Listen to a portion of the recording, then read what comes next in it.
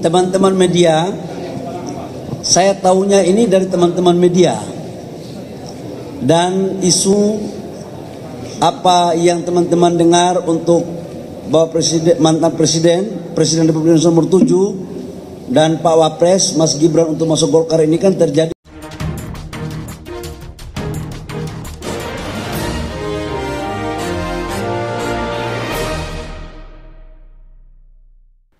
Selamat siang para netizen dimanapun kita berada, salam inspirasi bagi kita semua. Golkar dikabarkan umumkan kader baru, mengejutkan katanya begitu kan ya. Sudah ketebak siapa mereka? Ya, sudah ketebak siapa mereka yang mau gabung? Nah, ini ya.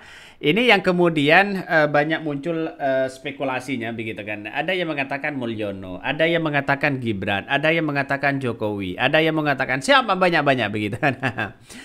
Jadi saya kira apa yang kemudian dilakukan oleh sosok ketua umum partai ini namanya si Bahlil begitu kan ya. Banyak orang menduga bahwa yang akan masuk kepada kepada partai Golkar tersebut adalah sosok seorang Jokowi ya.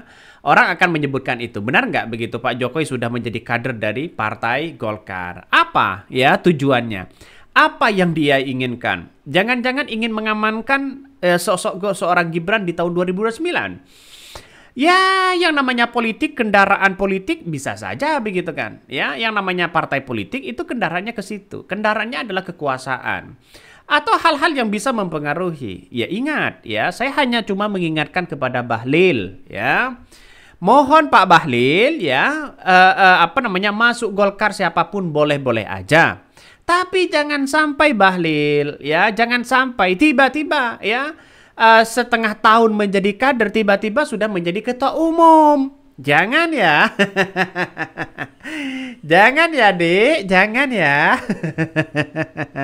Wah, bisa hancur reputasi seorang Bahlil begitu kan. Ya, artinya apa? Ini sudah banyak terjadi. Bahlil harus banyak belajar kepada Partai Demokrat yang bagaimana ya partai itu mau dicegal sana sini begitu kan ya. Bagaimana dengan PKB juga mau belajar di situ Bahlil ya. Politik itu datang ketika ada kesempatan. Jadi jangan blunder begitu. Artinya apa? Artinya kalau sosok seorang Jokowi ingin gabung begitu gitu ya kepada Partai Golkar, jangan kasih tempat yang strategis ya. Kasihan kader-kader yang lama yang sudah mumpuni, sudah menjadi pengabdian yang sangat luar biasa di partai Golkar. Kasihan kader-kader itu. Ya harus di bawahnya menjadi kader biasa lah begitu kan. Misalnya Pak Jokowi, ya Gibran, ya mau masuk partai Golkar, ya harus di bawah dulu begitu kan ya. Setidaknya menjadi pengurus jadi arus bawah, bukan langsung ke pusat ya. Hati-hati betul Bahlil ini ya. Hati-hati betul. Nah, usut punya usut ya. Usut punya usut, ternyata kejutan itu ya batal, ada kejutan. Jokowi dan Gibran tidak masuk Golkar. Apakah seperti itu? Nah, ini yang kita lihat menjadi spekulasi. Karena semua gambaran itu banyak pertanyaan begitu kan. Ya, siapa mereka yang mau masuk? Kejutan apa? Nah, ya saya tahu partai kader Golkar ini tidak semestinya begitu tiba-tiba mau masuk ya, dalam artian masuk dalam kepengurusan pusat. Biasanya dilihat dari segi kepengurusan daerah. Di daerah itu menjadi pengurus dulu lalu kemudian ke pusat, bukan tiba-tiba langsung ke pusat. Kan begitu logikanya. Yang saya tahu begitu kan ya. Karena saya pribadi begitu kan ya, sistem manajemen partai itu paham lah masalah soal-soal partai politik yang ada di Indonesia saat ini. Makanya hati-hati betul si Bahlil ini.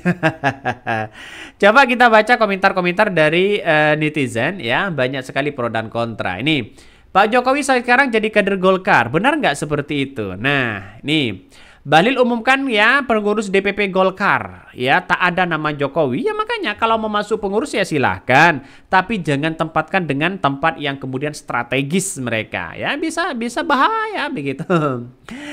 Jadi ini bentar lagi jadi ketua umum, udah direncanakan dari kemarin. Bahlil itu ya batu loncatan, rakyat udah ngerti sejak Nendongkel Airlangga Hartarto ya memaksakan kehendak mainnya nggak takut kena karma politik. Ini komentar-komentar dari netizen. Wah, siapa ya gerangan kader ya baru Golkar ini? Netizen selalu ya mendapatkan info A1. Siapa mereka?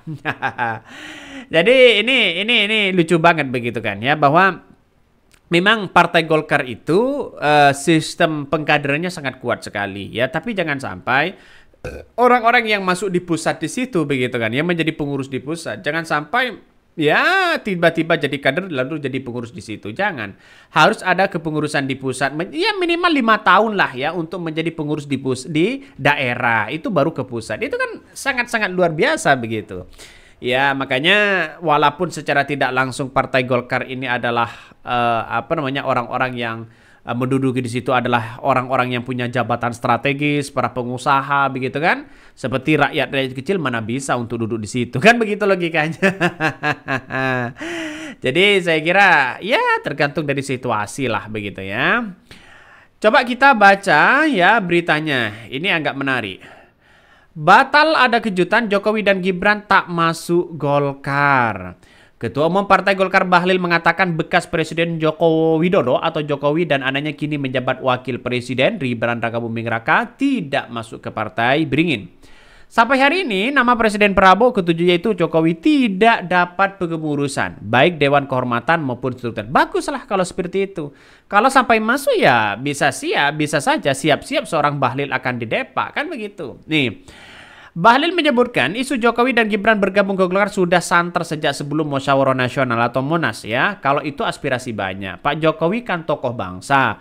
Pasti banyak pertimbangan-pertimbangan kita ya dan hargai Pak Jokowi tokoh bangsa. Bahlil menegaskan partainya terbuka untuk semua pihak bergabung. Menteri SDM itu menyebutkan Golkar merupakan partai inklusif yang menerima segala perbedaan. Maka Golkar inklusif tak kenal dengan semua agama, ras, asal, dan sebagainya. Sebelumnya pada siang tadi, Ketua DPP Golkar Devi Laksono mengklaim akan ada kader baru yang akan bergabung kepada Partai Beringin itu. Nah, kader baru ini kenapa kok mesti jumpa persnya begitu kan ya, mesti disampaikan kepada publik. Apakah yang mau gabung ini adalah orang-orang yang terpenting atau bagaimana? Kan itu pertanyaannya. Kalau memang ini orang-orang penting, maka jelas di situ begitu kan ya, nuansanya adalah ya jabatan pasti strategis ya, entah apa jabatannya, tapi yang jelas bagi kami kasihan orang-orang yang sudah mengabdi puluhan tahun ya, terus kemudian menjadi orang biasa mengabdi terhadap Partai Golkar tapi ditikung dengan partai baru karena punya uang misalnya. Jadi jangan sampai seperti itu begitu kan, biar marwah Partai Golkar itu sangat luar biasa ya. Walaupun secara sejak lama begitu dari Orde Baru sampai sekarang tetap eksis Partai Golkar ini begitu kan. Saya kira di kepemimpinan Bahlil ini jangan sampai ada lagi seperti itu ya. Ya kalau kader ya tetap kader lah ya, menunggu dari keputusan dari daerah. Nampaknya di daerah itu semakin kuat begitu kan ya, karena Partai Golkar ini pemenang begitu kan ya, pemenang kedua di parlemen setelah PDIP begitu. Itu saya kira punya kekuatan yang sangat-sangat luar biasa. Bahkan satu sisi saya melihat bahwa kalau Jokowi masuk kepada ke Golkar begitu dan Gibran masuk ke Golkar, maka arahnya sudah terbaca. Jangan-jangan ini hanya mengamankan di tahun 2029. Orang akan berpikir seperti itu ya. Tapi ya inilah politik begitu kan. Wajar kalau ada orang yang kemudian masuk di situ kan sebagai kendaraan begitu. Kita kalau masuk partai ya bagaimana saya punya kendaraan. Itu aja sih sebenarnya. Oke, mungkin itu yang kami sampaikan ya. Tonton terus channel Hodari Podcast Rakyat ini. Jangan lupa di subscribe.